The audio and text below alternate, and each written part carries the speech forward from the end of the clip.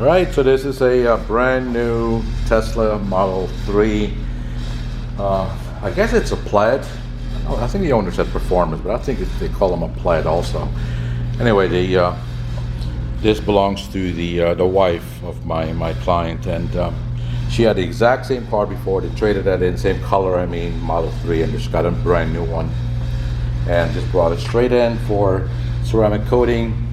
And of course we had to do this one a mild paint correction, and then, like I said, put the ceramic coating on, took the wheels off, did the wheels and calipers as well.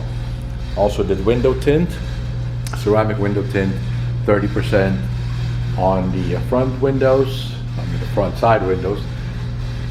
Yeah, 30% on the front, 20 in the back, and then 70 on the windshield, and also 30 on the little, you know, the tiny strip on the rear window that comes untinted. So about, you know, this small section here we put 30% because she doesn't want to have any visibility problems, especially at night. So we kept it light. And then of course the coating goes on all of the black trim as well. Oops, change the angle of the camera. Coating goes on all of the black trim. Gets it nice and deep dark. Beautiful color.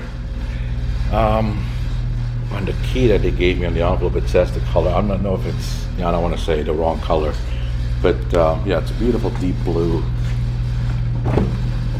Of course, with the very usual white interior on Teslas that you see so much.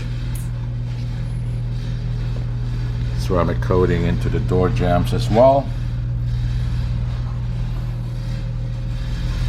So it's pretty much ready to go.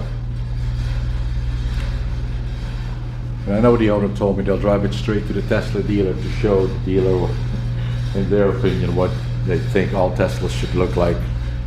And I told them good luck, because the dealers always have their own people that they deal with, and you know, it's with any shop that deals with dealerships, usually it's mass production.